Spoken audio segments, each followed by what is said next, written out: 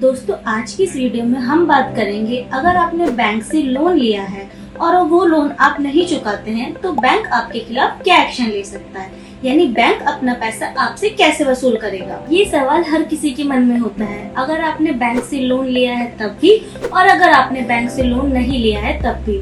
ये सोचकर कि अगर मैं बैंक से लोन लेता हूँ और उसे नहीं चुकाता हूँ तो बैंक मेरे खिलाफ क्या एक्शन लेगा। तो आपके इन्हीं सभी सवालों के जवाब इस वीडियो में मिलेंगे। तो चलिए दोस्तों वीडियो को शुरू करते हैं। दोस्तों इस वीडियो को हम 3 पॉइंट्स में समझेंगे। पहला पॉइंट होगा लोन कितने प्रकार का होता है, जिससे आप ये डिसाइड कर पाएंगे कि आपने बैंक से कौन सा लोन लिया है। दूसरे पॉइंट में होगा जो आपने बैंक से लोन लिया है वो लोन कब खराब होगा, यानी वो लोन कब बैंक की नजर में एनपीए माना जाएगा। तीसरे पॉइंट में होगा जब लोन एनपीए होता है तो बैंक आपके खिलाफ क्या एक्शन लेता है। तो इन 3 पॉइंट से आपको अच्छे से क्लियर हो जाएगा कि बैंक का क्या प्रोसेस होता है आपसे अपना पैसा रिकवर कराने के लिए। तो सबसे पहले बात करते हैं लोन कितने प्रकार का होता है। लोन 2 प्रकार का होता है, सिक्योर्ड लोन और अनसिक्योर्ड लोन। तो देखिए जैसे इनके नाम से ही पता चल रहा है, जो लोन बैंक के लिए अनसिक्योर्ड होता है वो अनसिक्योर्ड लोन यानी असुरक्षित लोन कहलाता है।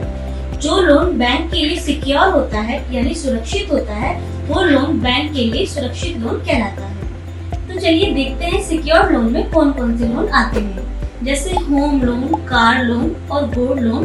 और अगर आपने एफडी पर लोन लिया है यानी बैंक के पास आपकी सिक्योरिटी रखी होती है, जैसे होम लोन, जब तक आप पूरा होम लोन नहीं भरते थे उस घर पर बैंक का अधिकार होगा, वो संपत्ति बैंक की मानी जाएगी।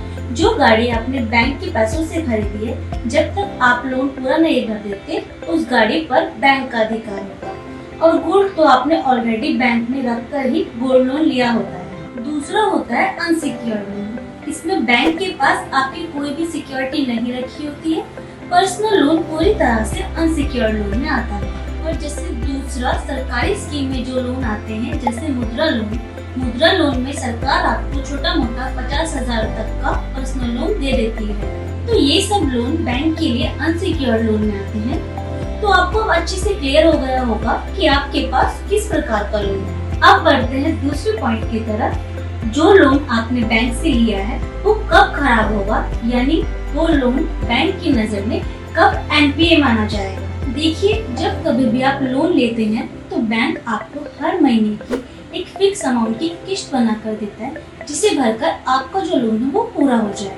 तो मान लीजिए 5 साल का बनाकर दे दिया और आप ईएमआई कंटिन्यू भरते रहेंगे तो 5 साल बाद आपका लोन आसानी से बंद हो जाएगा। और अगर मान लीजिए आपने 3 महीने तक कंटिन्यू ईएमआई नहीं भरी है तो वो लोन बैंक की नजर में खराब माना जाएगा और आपका लोन एनपीए में चला जाएगा। इन 3 महीने के दौरान अगर आप कंटिन्यू 3 ईएमआई नहीं भरते हैं तो बैंक आपको कंटिन्यू कॉल करती है, कंटिन्यू आपको नोटिस भेजती है कि आपकी 3 महीने की जो ईएमआई है वो ड्यू हो गई है, कृपया करके आप तीनों ईएमआई भर दीजिए। लेकिन फिर भी अगर आप बैंक के सारे कॉल एंड नोटिस को इग्नोर करते हैं और अपनी 3 ईएमआई का पैसा नहीं भरते हैं तो फाइनली आपका जो लोन है वो एनपीए हो जाता है। अब लोन एनपीए होने के बाद अब बैंक आपके खिलाफ कोई भी एक्शन ले सकता है। तीसरे पॉइंट में होगा जब लोन एनपीए होता है तो बैंक आपके खिलाफ क्या एक्शन लेता है। अब बढ़ते हैं तीसरे पॉइंट की तरफ कि लोन 2 प्रकार का होता है, सिक्योर्ड लोन और अनसिक्योर्ड लोन। अगर आपने बैंक से सिक्योर्ड लोन लिया हुआ है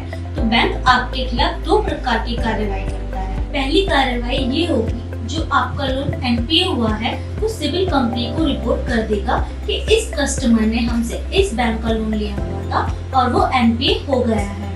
ये रिकॉर्ड आपका सिविल कंपनी में रिपोर्ट कर दिया जाएगा और अपडेट कर दिया जाएगा। उससे क्या होगा कि आप अपनी लाइफ में कभी भी किसी भी बैंक से, चाहे वो गवर्नमेंट बैंक हो या प्राइवेट बैंक हो, आप कभी भी 1 रुपए तक का भी लोन नहीं ले पाएंगे। सेकंड स्टेप में क्या होगा, बैंक आपकी संपत्ति को बेचकर अपना पैसा रिकवर कर लेती है। सिक्योर्ड लोन में क्या होता है, बैंक के पास ज्यादा रिस्क नहीं होता है, वो आसानी से आपकी संपत्ति को बेचकर अपना पैसा रिकवर कर लेती है और लाइफ टाइम के लिए आपका रिकॉर्ड भी खराब कर देती है।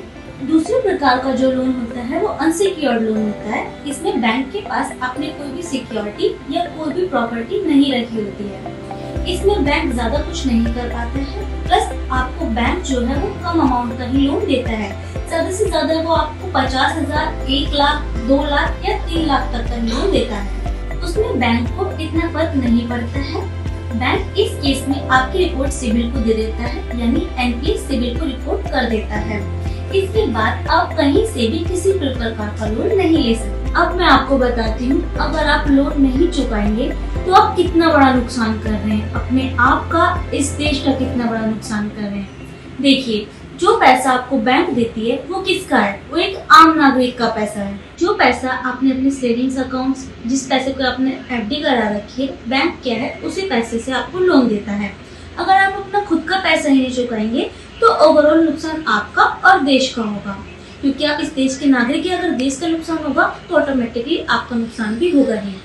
इस तरह से बैंक जो है एनपीए में चला जाएगा, और बैंक एनपीए में जाने की वजह से जो है बैंक डूब जाएगा, और इस वजह से आपका जो पैसा बैंक में जमा है वो भी डूब जाएगा।